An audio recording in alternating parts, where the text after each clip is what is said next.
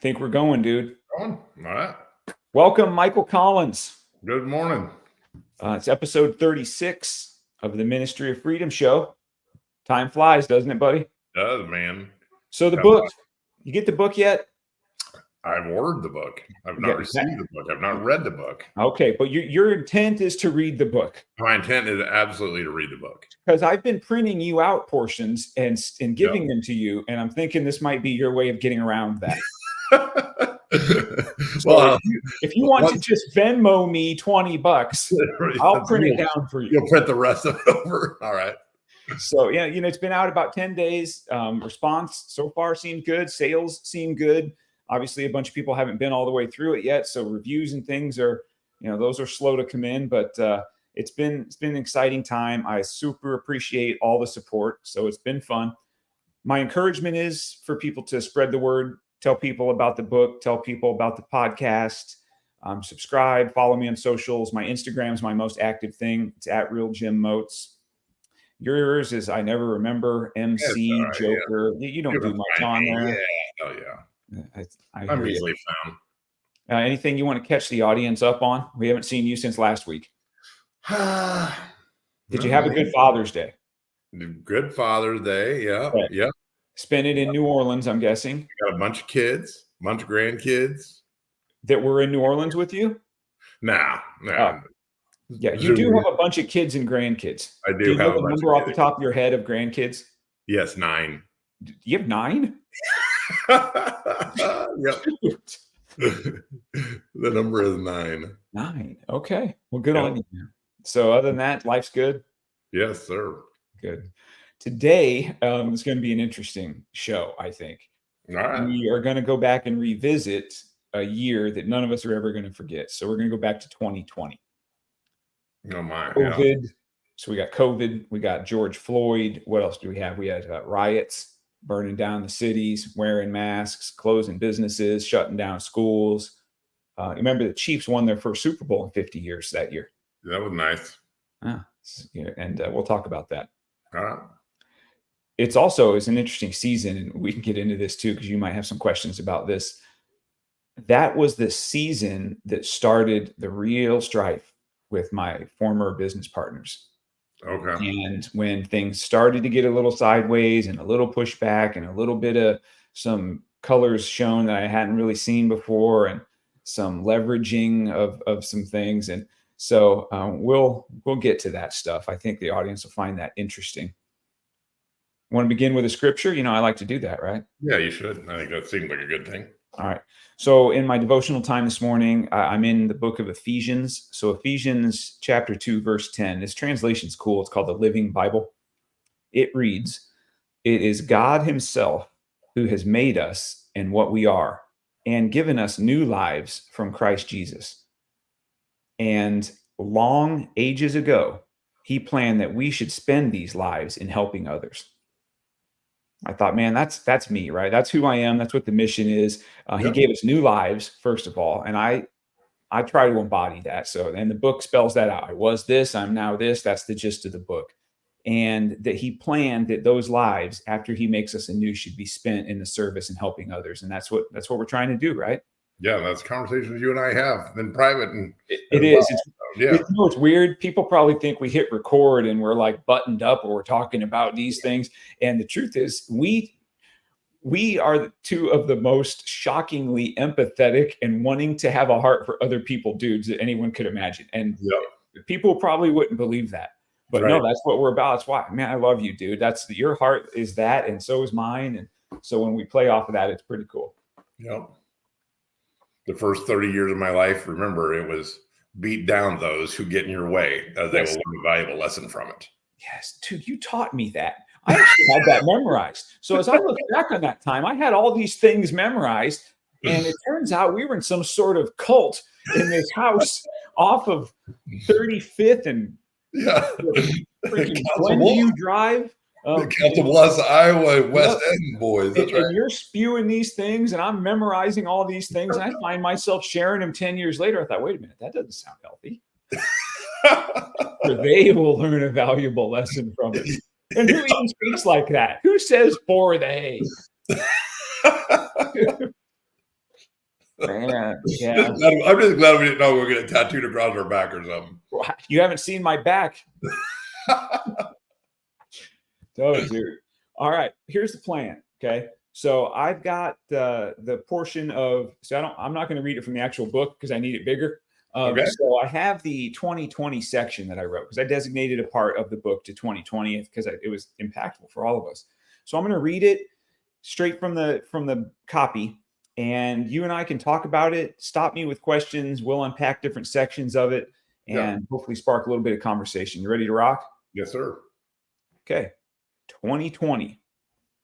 A few weeks into the new year, I began to hear about a mysterious new flu-like illness affecting people in China. Probably no big deal. My January attention turned toward the NFL playoffs as the Chiefs were rolling and ended up hosting the AFC Championship game at Arrowhead Stadium in Kansas City. Three friends and I, you were there, went to Kansas City for the game, and it was the biggest sporting event I'd ever attended. The Chiefs won and would be representing their conference in the Super Bowl in Miami in 2 short weeks. Ever since I was a youth, I'd always said, if the Chiefs ever make it to the Super Bowl, I'll be there. But would I? The cost would be astronomical. I guess it's all relative. T was super encouraging. Her 40th birthday would fall on Super Bowl Sunday. We'd been planning to go somewhere tropical, perhaps the Caribbean, to celebrate. But she knew the Super Bowl was on my bucket list, and she pushed me to make it happen. Foregoing her 40th birthday dream vacation was an incredibly selfless act, and I remain grateful.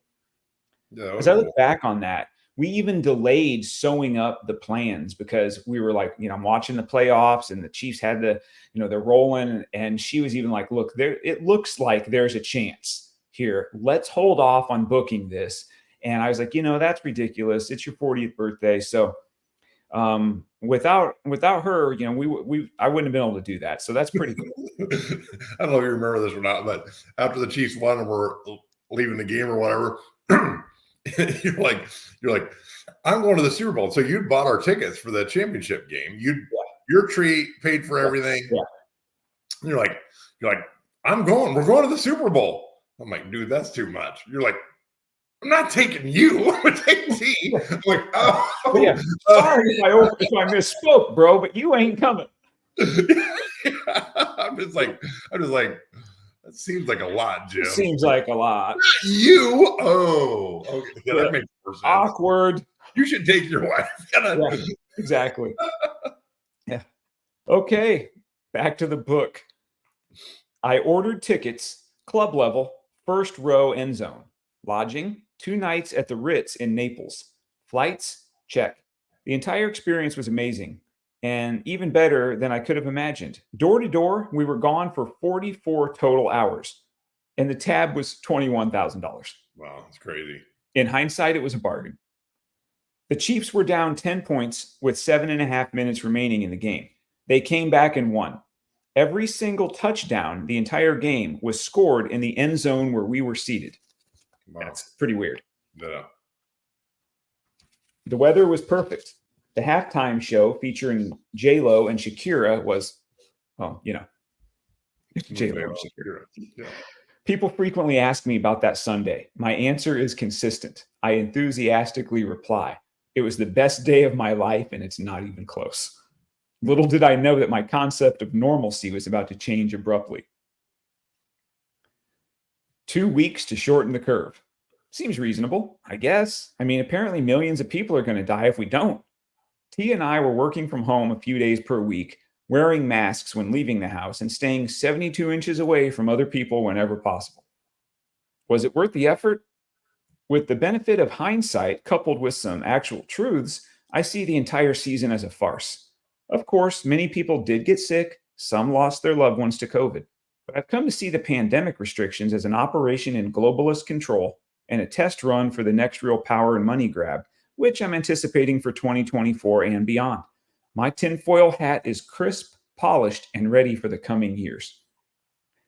Agree, disagree with my COVID perspective? Yeah, man, it was, I feel like that even the upper government, a lot of them didn't know what was going on. I think that they were so busy trying to hide the fact that this was a man-made virus, which I think the FBI has now acknowledged that it Sure. actually was made in the lab. Sure. I feel like they were trying to build something, for whatever reason that was easily spread and that would kill everyone.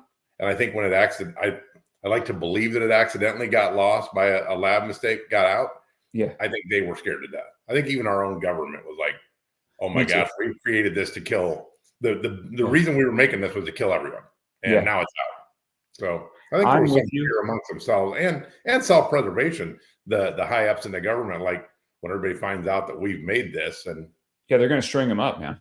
yeah, and that's why they did keep it under wraps for a long time. I mean, Yeah.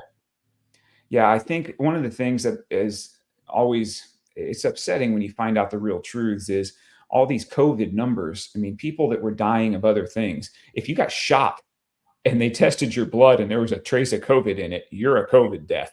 I'm yeah, like, he got right. shot. I It's mean, you're 500 pounds and you had a heart attack, but there's a trace amount of COVID in you. You're a had COVID stage death. 4 cancer. Yeah, You're been right. taken to the frickin' final place, and then you catch COVID and die. Well, COVID, Seems a little manipulative in hindsight, yeah, doesn't it? for sure. Okay, you ready to move on? Yep. So speak on this however you wish. George Floyd. Before Memorial Day of 2020, only a select few family, friends, victims, and members of local law enforcement had heard of Mr. Floyd. He was, by every reputable account, a career criminal, abuser of persons and substances, a thief, and an eventual hero and martyr to the useful idiots whose end game goal would be the demise of the greatest nation on earth. Officer Chauvin was wrong for kneeling on Floyd's neck for 8 minutes and should absolutely be held accountable. But it was the fentanyl in Floyd's system that has since been proven by the coroner's report to have killed him, not the air restriction he endured.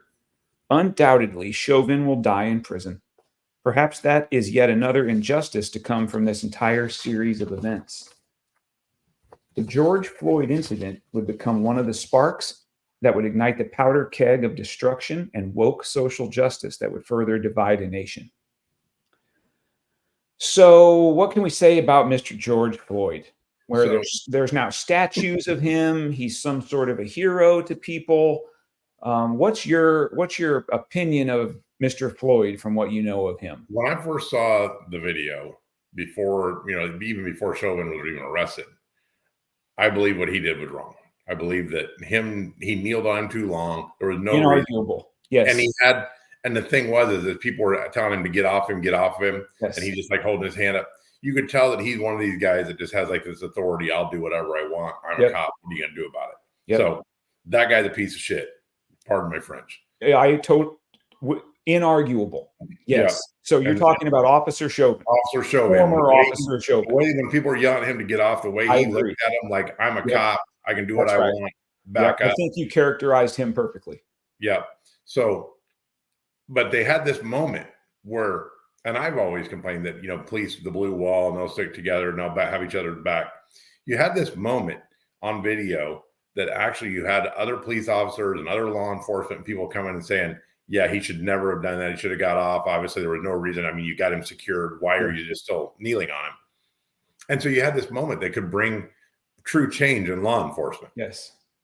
And then what happened is everybody decided to go out and burn down their cities and break the law in honor of this, instead of using that as a turning point, which could have been a true turning point with police force and police brutality. Then they turned it into we're going to burn down towns, we're going to loot, we're going to break the law. Yeah. And we're going to burn down largely our own communities to begin with. And then we're going to take money away from police and leave our communities more vulnerable and less safe after this. And I would say 4 years later, what's been truly accomplished is next to nothing. Well, the city of New Orleans, where I spent a lot of time, we are 50% low on our police staff from where we were 5 years ago. Wow. They can't hire police officers because the city of New Orleans, after that, they became one of the woke cities that went after prosecuting police for anything they did wrong. Internal affairs, investigation, any reports of police wrongdoing were investigated, and the police were getting bigger sentences than the criminals that are truly. I mean, you could have a second-degree murder charge in New Orleans and be out on bail, and that's true. That's for It's sure. just how it is. Whereas if you're a cop, you're going to lose your job, and everything going. So why would you want to be a police officer in New Orleans? And you could become you could be liable in civil court, right? Which is anybody that could retire retired. Anybody that didn't want to be here any longer quit. Yeah. And you can't hire people in. So now the crime since the George Floyd, the crime in New Orleans is skyrocketed. Murders are crazy. Carjackings are up like 500%. It's some crazy number. But the whole city of New Orleans now, they don't have police. And so one of the other things they did was the city of New Orleans enacted that in order to stop confrontations like Mr. Floyd's, that the police don't pull people over basically for minor traffic violations, which means you can find videos on YouTube where there'll be a police officer sitting on a corner and they'll have one of these gatherings where these guys are like whipping donuts out there. You got a crowd of 500 people. Yeah. And you got a dude out here whipping donuts. And all you got to do is lose control of his car and you're going to kill 30 people. Yeah. Police car sitting right there. They are under orders to not turn on their lights, to not try to stop these events, to not try to apprehend these individuals that are doing this stunt driving, they call it. Wow. So our city's gone mad. You drive down the interstate and somebody passes you doing 120 miles an hour and you just freaking hope they don't run in the back of you. I would say that's one of the blessings of living in this community. Right. It's nice up here. I like the Omaha community. It's not a Democrat-run city. I respect our mayor and believe in our chief of police, and it's a blessing to be here. Gets a little hot, gets a little cold. Yeah. Yep. It's all good. Yeah. Okay, that takes us into the next section. Businesses were now under attack, not just from our tyrannical government who wanted to consolidate wealth and business to a select few giants and away from smaller mom and pop shops, but under attack from the now empowered, anything but silent rioting minority.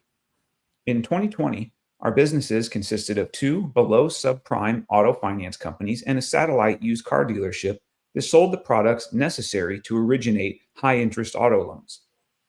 One of the sales reps at the used car dealership, we'll call her Vicky, was our top rep who is consistently at the top of the board, meaning she sold the most cars during the prior month. For the context of the story that follows, it's important to note that Vicky is African American. Vicky's direct supervisor, Eric, with whom she seemingly had a solid professional relationship, had been fidgeting with a twist tie from a loaf of bread from the break room, randomly placed it on her desk, saying, "I got this for you." Harmless and forgettable. Eric thought nothing of this benign encounter and moved on with his day. Vicky would, a couple days later, file an official complaint saying that Eric had placed a noose on her desk and she felt threatened by this blatantly racist act. Wow. The small twist tie had become a noose. The leaders in the auto group, myself included, did our best to discuss the issue with all parties. Vicky was too traumatized to return to work. Let the money grab begin. So I'll stop there for a second. Yeah. This dude that I'm calling Eric, he's kind of a fidgety, nervous type of guy. He fidgets, right? A twist tie, a little blue twist tie that you'll find on a loaf of bread. He finds one in the break room. He's messing with it and throws it on her desk. I got this for you.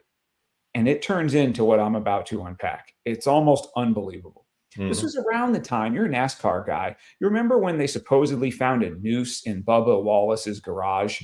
Yeah. And it turned out to be a pull rope that they used to move the door. For years. Been there for years. Yeah. That was the climate that we were in at that point. Police were called, interviews conducted, while business was interrupted with this distraction. The detectives told Eric he could be charged with a hate crime if Vicky's assertions were found to be valid. Vicky also decided to use social media to start a smear campaign against Eric and our auto group. Protests erupted outside of the businesses, with megaphone-wielding morons screaming racist accusations and verbally accosting any prospective clients who tried to pull into the car lot. Eric was receiving threatening messages on social media, over the phone, and in person as thugs sat outside his family's home, threatening him nightly. This had gone way too far. Dude, I'm telling you, this people would come down and do Facebook lives from our businesses and solicit people to come down, and they made up all these crazy stories about how racist we all were.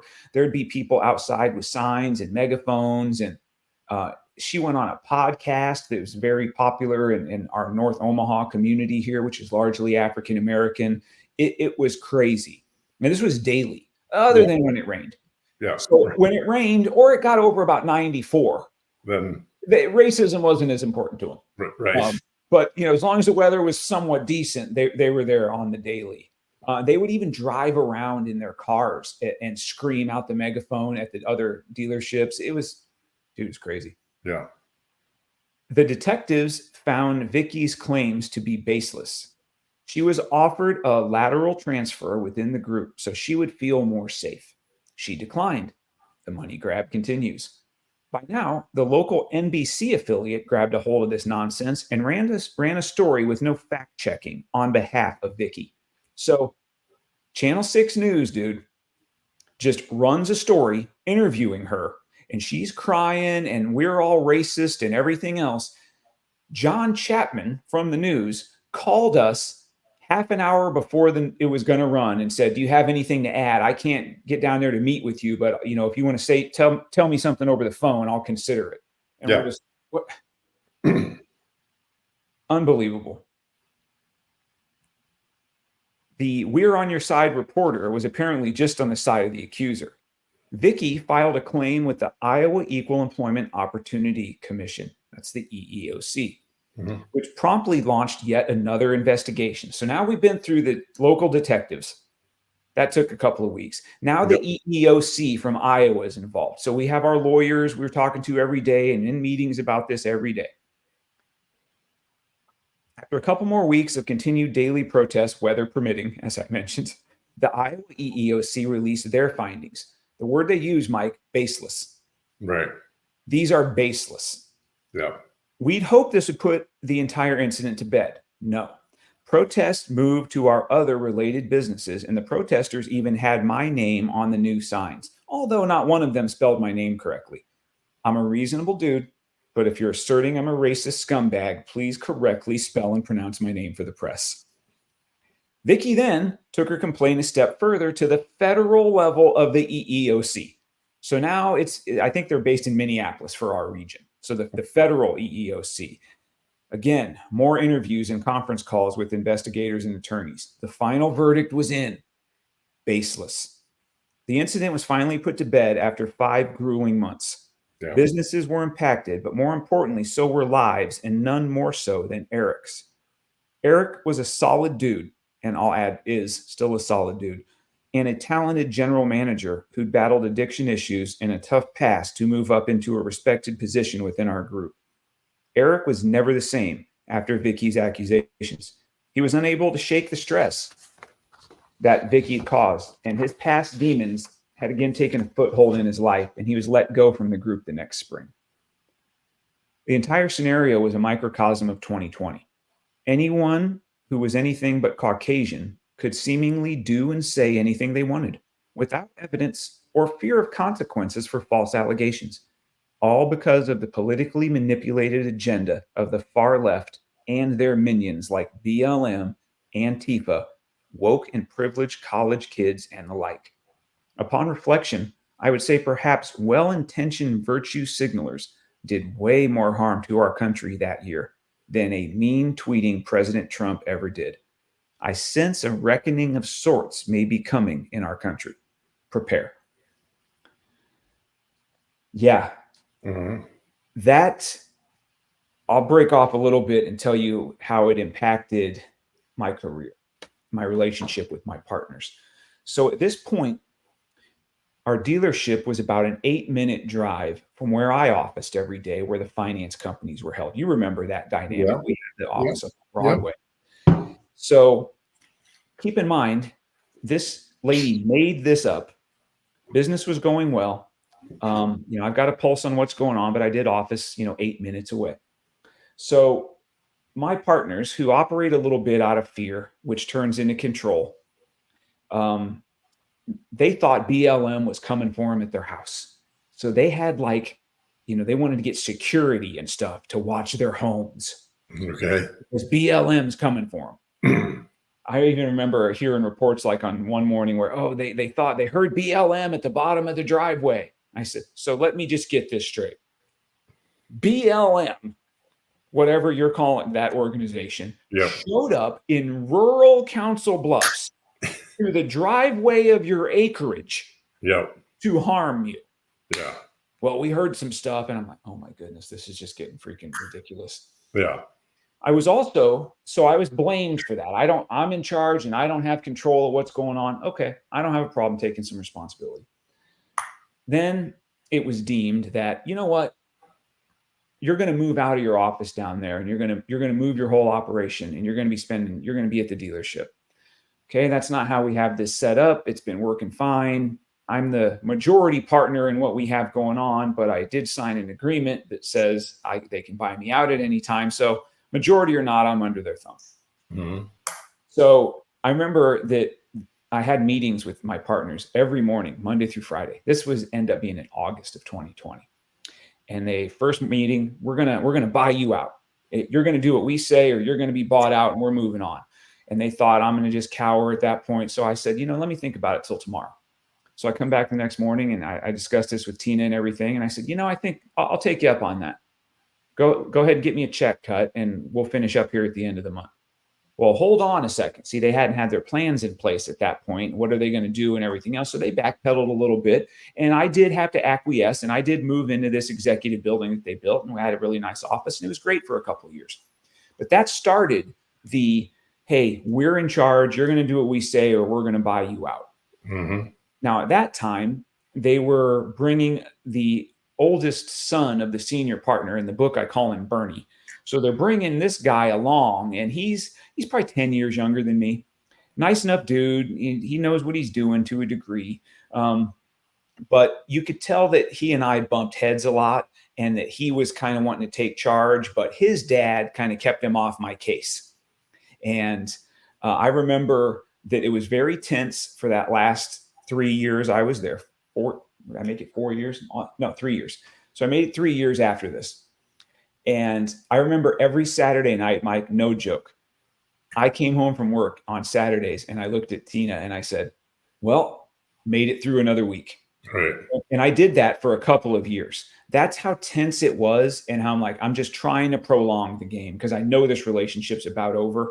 And I could see the writing on the wall. And then fast forward, and people can read this in the 2023 section of the book. I gave them all the reason they needed in 2023 to push back on me and ultimately let me go and buy me out. But that season, man, it did a lot of damage. Right. A lot of freaking people. And the fact that you could just say, hey, this guy threw a noose on my desk. It's this big. Yeah. You've got the federal government involved. You've got a team of detectives interviewing people all day, every day. What are we talking about, man? How crazy did our country go? Right. And my partners, a lot of conflict came from, I said, well, I'm going to go out. I'm walking out of my office and I'm going to go confront these protesters. This isn't happening. My name's written on a sign. Yeah. They got Facebook Live going. I'll go out there and give them a Facebook Live. She's full of crap, and I'm going to tell them so. And they're like, you can't do that. The lawyer said you can't engage with them. So we just need to put up with all this. And that's what I was told. And that started rubbing me the wrong freaking way, man. Yeah. It did a lot of damage. The fact that the guy I referred to as Eric, he was scared to go home. He would drive to his house, and there would be a half a dozen cars sitting outside. And they would have guns in the cars. They looked like what you'd consider stereotypical gang type of people. I know that probably sounds racist, but I don't know how else to put it. On a random street in a pretty nice neighborhood in Council Bluffs, there's half a dozen cars full of African-American men showing guns out the window and threatening this guy's family. Yeah. And he still made it to work every day, and he did the best that he could. That's going to mess a guy up. Yeah. That's crazy. It is. Did he ever call the police or do anything like that, or what? Just He did, absolutely. Yeah, he okay. would call the police and say, "Hey, I've got these," and they would drive by, and then the people would leave and they disperse, and then the next day there they are, and following him home, and dude, it Yeah, was crazy. awful. Yeah, Yeah, I don't know exactly. My feelings as I look back on that season are I have a lot of animosity about all of those things. And I was talking to this Eric about this a few weeks ago. I actually invited him to come on and do this show, and he just said, I'm a different guy than that now, and he's very strong in his faith, and he said, I want to let that guy die. I want to let that season die. I don't want to unpack that. And I said, I understand that. Um, there's a lot of damage done, and it's unfortunate, and it should be unacceptable. And people, the reason I think it's important to talk about now is I get the feeling our country's not that far from something like this happening again. I also see it happening with um, anti-Semitism. yeah, There's a lot of hate from what I'll call the left yeah, towards Jewish people, and those lines of division are what needs to be sown by the same group of people on the left who are in the power grab. yeah. And it's awfully easy to control people when they're divided and full of fear. And I think that's the end game here. Oh yeah, yeah. Fear is a powerful weapon. Yeah. Do you have any recollections that you'd like to share about that season? You and I weren't around each other much at that Yeah, time. yeah. What were you doing in 2020, and how were So, your businesses? so Nancy and I got married in August of 19, and we didn't travel for our honeymoon until March of 2020 when we planned it all out and Yeah. uh, went to an all-inclusive resort down in the Florida Keys, and we flew into Orlando first and went to Universal Studios, spent a couple days there, and then down to the resort. We had a rental car, drove down to the resort, and so we're at Universal Studios, and as we're having dinner the next day, we're going down to the thing. It's Saturday night. We're at Universal, one of the restaurants there, one of the big restaurants, and we had the place like it was the best trip to have to Universal because Yeah. nobody was there. Like we could just walk, no lines, Oh, because crazy. this was the start of COVID and everybody was just Yeah. starting the lockdowns, Yeah. And we had this plan, so we talked the week before, like, should we still go? We decided we were going to go, and as we're having dinner on Saturday night, all the staff like kept having meetings or whatever, and they came out, and the waitress is like, they're closing Universal and Disney tomorrow. And it's like the first time ever since Disney's opened, Yeah. 50 some years that it's Yeah. closed. And I'm like, what? Really? They're like, yeah. So we were already leaving the next day anyway. So we drove down to our resort. We get there, same thing. We got this all-inclusive resort on the beach, crazy nice. And same thing. Everybody's canceled their reservations. Hardly anybody's there. All the restaurants are empty. And same exact deal. The day we were leaving there, that we were checking out, they closed the resort. So we got our last night in, and they closed the resort down. And so we were flying home, and we had like a 1 p.m. flight, and they canceled that for whatever, due to lack of people or whatever. And they moved us back to the later flight at 9 o'clock. We were on that plane, and there were 11 people on that plane. Wow. Yeah. So just like the airports are dead, like it was crazy. And then get back to New Orleans and return to work. And then that's when all hell breaks loose, right there. I've got my employees calling me saying, like there were so many rumors. You remember that? Like, so we were working on federal projects on building levees. And I've got my people calling me and saying, non-essential people are not allowed to go to work anymore. Yeah. And I'm like, look, they're calling Taco Bell essential. Yeah. They're leaving Taco Bell open. Oh, and by the way, not to interrupt you, but apparently used car salesmen as well. We were essential. Right. As I said, us finishing a levee so New Orleans is a big deal. June is the start of hurricane season. Yeah. And this is March. I'm like, it's a big deal that we get this levee built back up before June 1st. For it's sure. like, it's like the Corps has meetings all the time. Like, you're going to be done on time. You're going to be done on time. Like, yeah. Like you never know. And you get 2 weeks of rain in New Orleans, just all of a sudden tropical storms, and it never ends. Yeah. And they're like, hey, this levee has to be back to the completed elevation because we've degraded a levee.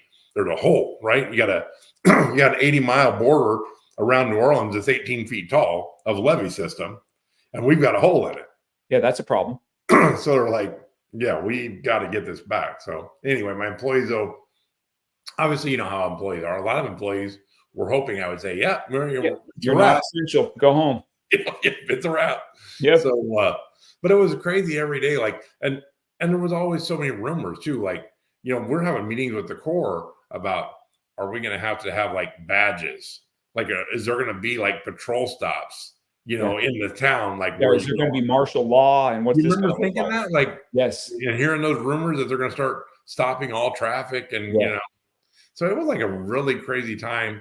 And there was actually, like I say, we're meeting with government officials, and they're talking about, you know, we may have to issue badges, you know, to your employees. You know, let's consider getting some, you know, some badges done and lanyards so they can show where they're going in case this does come to pass. We're like, it's just nuts, man. Yeah. We were that close. We were that close to having basically, you know, let me see your papers. It is. Well, there was a time when you had to show your COVID vax card to go into certain restaurants. No, New Orleans was big on that. So New Orleans is a huge tourist and restaurant industry town. Sure. And the mayor truly wanted to set herself across as a leader in COVID regulations. So she closed all the restaurants, like down, takeout only. And you couldn't even go in to pick up a takeout order without a mask on and an ID COVID vaccine card. Yeah. And dude, she killed the restaurant industry in New Orleans. I mean, it still hasn't recovered from the damage that was done during COVID. What's interesting is, as we look back and we reflect on that time, I'm no scientist, but the science behind, you have to have a mask on. You walk up to the hostess. She'll walk you to your table. At your table, you can take off your mask. Yes. Now, if you need to use the restroom, you have to put your mask on to walk to the restroom. Then you can come back to your table, remove your mask, and sit it. None of this makes freaking sense, right? We knew it didn't make sense at that time, but you know, what on the airplane, you can take it down to take a sip or eat your peanut. Yeah. Oh, the airplane. And everyone's getting introduced to Rascal today, by the way. I don't know if you've seen me trying to manage her. Yeah. Say hi, Rascal. Oh, yeah. So the airplanes, man, people were like wanting a fist fight. Yeah. You know, hey, you don't have your mask on, or I mean, and you can pull it down to take a sip. I'm eating a nut. Yeah. Peanut. I'm eating my peanut. Yeah. I traveled. So I remember we did a business trip after that, and it was still masks on the plane. And you know, Chris King, he did a show a couple months ago with us. The audience can go back and check out King. He's a freaking cool dude. But that dude, he didn't care. He'd wear his mask. He'd sit in his seat. We're on the Southwest flight to Vegas. He pulls his mask off and slowly eats a bag of snacks for 3 hours. Yeah. Yeah. I'm like, dude, I admire that. Good on you. Yeah. But it was just ridiculous.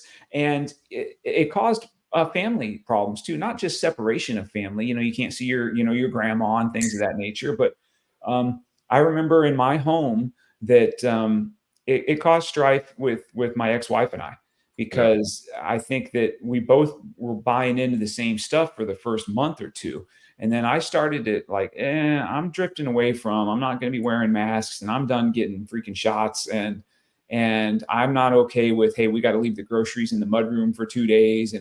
And there was a lot of blowback there. And I wasn't comfortable with the riot culture that we were in. I ended up going out and buying a handgun and getting trained up in how to use handguns, and she's anti-gun, and that created strife. So as I look back, man, this season did a lot of freaking damage. That there are still some, there's reciprocal damage from that. And change your relationship at home. It did. It did change my relationship. It changed my relationship with my business partners. It changed my relationship with my spouse. Yeah. As you look back on those things, man, I think if we don't learn from it, that's the biggest tragedy. Right. These things could happen again, and the next time they'll ramp it up even more, and we need to stand more firm. And I think people will. And I think that the powers that be, they know that. So remember way back when Mitt Romney ran for president and he talked about, 47% of the people are already getting some sort of assistance from the government. And once Yes. that number passes 50, well, this did that. It did. Yes. COVID pushed that number well past that. It forced people on it to did. be more reliant on funds from the government. And Yes. that's why we're printing $1 trillion every 100 days right now. Yeah. That it's unsustainable. It is. Well, it's also the reason we're paying 7.5% for mortgages. It's it's nuts. That's why groceries are $8 or 50% higher. Yeah, a foot long sandwich, is apparently $15 now. So I can't get that out of my head. So it is what it is.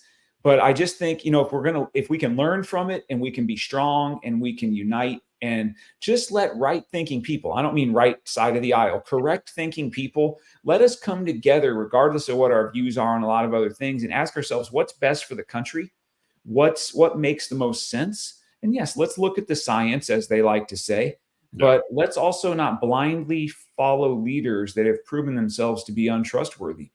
Let's use our wisdom and discernment and figure out what's best for ourselves, our family, and our businesses. And I think that I'm going to make a lot of different decisions than I did 4 years ago as we move forward. And I think that a lot of people will. Yeah. Any thoughts to wrap up, bro? Yeah, man. Sounds good to me. I appreciate you, man. And again, congratulations. I've got the books going well, dude. That's awesome. Yeah. I encourage everybody. I'm still, like I told you last week, I'm still blown away by the planning and effort that you put into that, dude.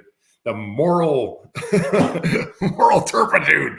I just like to work that into anything. I appreciate that. The fact that you planned everything out like you did, dude, it's crazy to me. And that it all came together like you had anticipated, that the book got released on the day it was supposed to get released, the day after you finished your 75 hard, the day of your 21st day of sobriety, 21 years of sobriety. Yeah. You planned it all out for a year, man, and you made it happen. You wrote the damn book. You got it published. You had it released.